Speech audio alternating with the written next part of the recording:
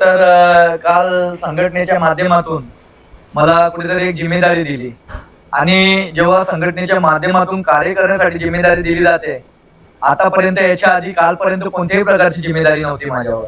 आता माझ्यावर संघटनेने चांगली जबाबदारी टाकलेली आहे. विलासजी पैलवान असतील, ते माझे चांगले मित्र होते. आता सुद्धा चांगले आमचं बोलण्यामधून काही घडामोडी घडल्या, मिसअंडरस्टँडिंग होती, ती कुठे बाजूला ठेवून या बैलगाडा क्षेत्राला चुकीचा वळण नको आणि आपल्यामुळे बैलगाडा क्षेत्र कुठेतरी हा मागे नाही गेला पाहिजे. या बैलगाडा क्षेत्रामध्ये आपल्याला भरपूर प्रेम दिलेलं आहे.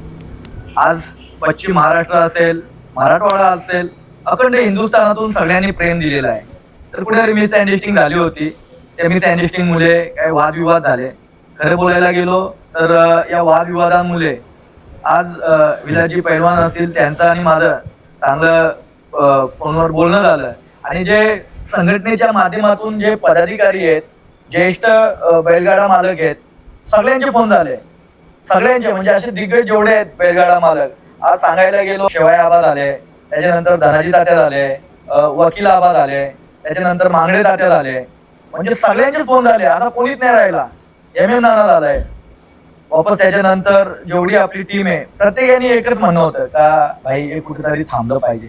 पण आता मला पदावरती कुठेतरी विराजमान व्हायला लागलं. आता मला या सगळ्या गोष्टीमध्ये पडता नाही येणार, जेणेकरून मीच हे वादावाद जर केले तर या बैलगाडा क्षेत्रामध्ये माझा जो पद आहे त्या पदाचा मी कुठेतरी गैरवापर करतोय असा मला दिसून येईल. म्हणून मी माझे जे वापरलेले जे शब्द आहेत ते कुठेतरी मागे घेतो आणि या बैलगाडा क्षेत्रामध्ये आपलं एक कुटुंब आहे, आपण सगळे भाऊ भाऊ आहेत.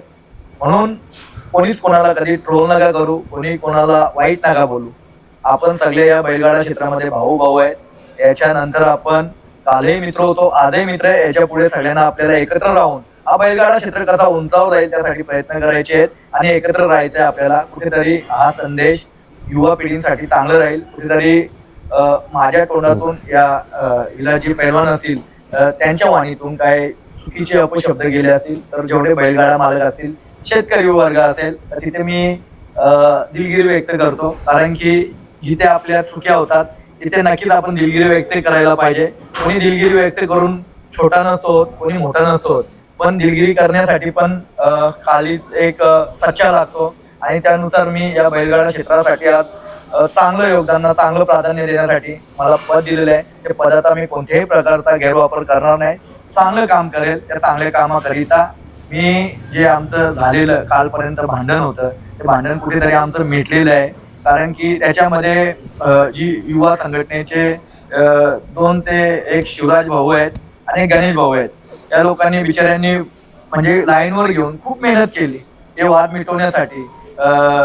पैलवानांना पण लाईनवर घेतलंय, मला सुद्धा लाईनवर घेतलं. भोगलेवाडीचे उदयदादा होते. त्या उदयदादांचा कुठेतरी मी उल्लेख करायचा विसरलो होतो. खरं तर उदयदादांनी पण माझ्याकडे एक शब्द टाकला होता का राहुलभाई हा विषय कुठेतरी संपला पाहिजे, मिटला पाहिजे. खरं तर या सगळ्यांचाच मी जेवढे वरिष्ठ आहेत सगळ्यांचा मान सन्मान ठेवून हा विषय कुठेतरी मी संपवलेला आहे, हे वाद मिटवलेला आहे. म्हणून या सगळ्यांचे मी आभार व्यक्त करतो. आमचं संभाषण चांगलं करून दिलं आणि हे वाद कुठे मिटेल त्यासाठी त्या बिचाऱ्यांनी खूप प्रयत्न केले, तर त्यांचे सुद्धा मी आभार व्यक्त करतो. असे लोक बैलगाडा क्षेत्रामध्ये पाहिजेत आपल्याला. आणि नक्कीच जेव्हा याच्या आधी वाद झाले तेव्हा मिटवायला कोणी नव्हतं, पण हे वाद मिटवण्यासाठी संघटनेच्या माध्यमातून अखिल भारतीय बैलगाडा संघटना सगळेच पदाधिकाऱ्यांनी हे वाद मिटवण्यासाठी मला जे शब्द टाकले ते शब्दाचा मान सन्मान ठेवून हा वाद मी इथे संपवलेला आहे, मिटवलेला आहे. जय हिंद, जय महाराष्ट्र, जय शिवराय, जय श्रीराम. पुढे चुकलो असेल तर सांभाळून घ्या.